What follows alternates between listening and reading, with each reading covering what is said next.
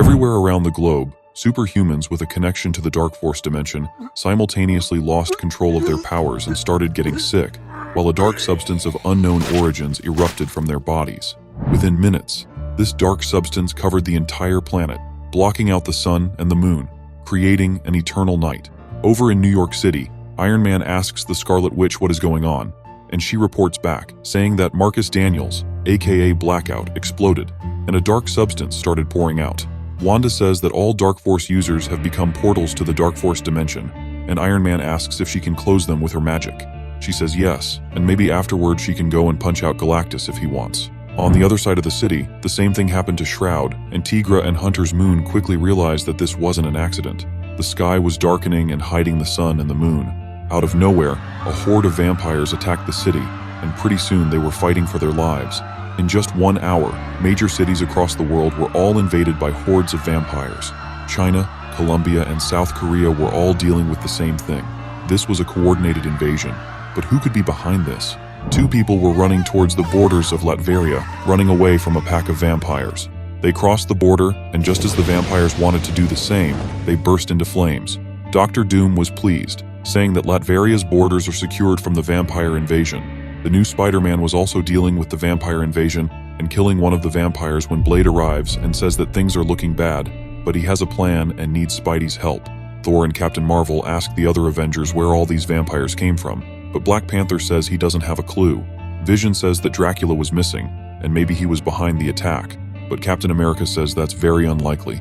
Dracula had recently formed a vampire nation and didn't have any reason to attack. Blade contacts the Avengers and says they need to meet because he has vital information. He asks Iron Man to trace his location and teleport his truck aboard the Impossible City.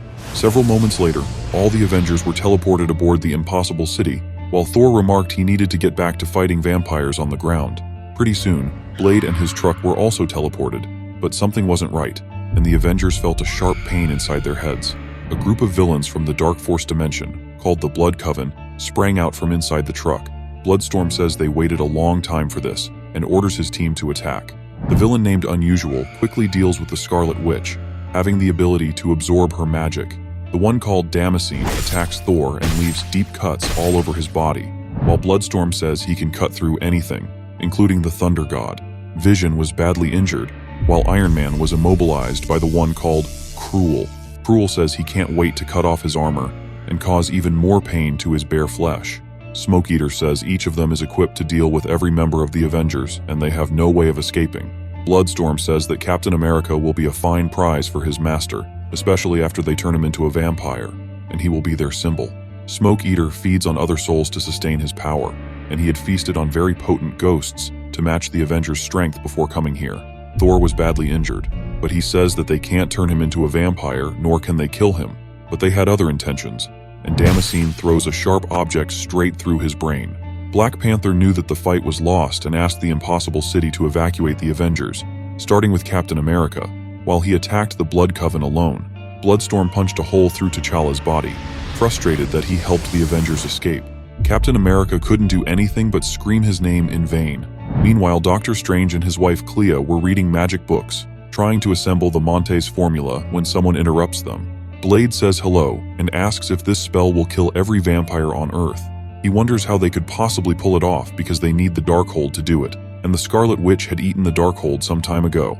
Blade says that a vampire cult called The Structure was behind the attack, and they found a new leader, one with a plan who wants to overthrow mankind and rule the planet. A kill squad of ultra vampires called the Blood Coven fed on superhuman blood and launched an attack on the Avengers, and they are more than capable of taking them down. Blade was curious to know if Doctor Strange could actually kill every vampire on Earth, even though some are on their side.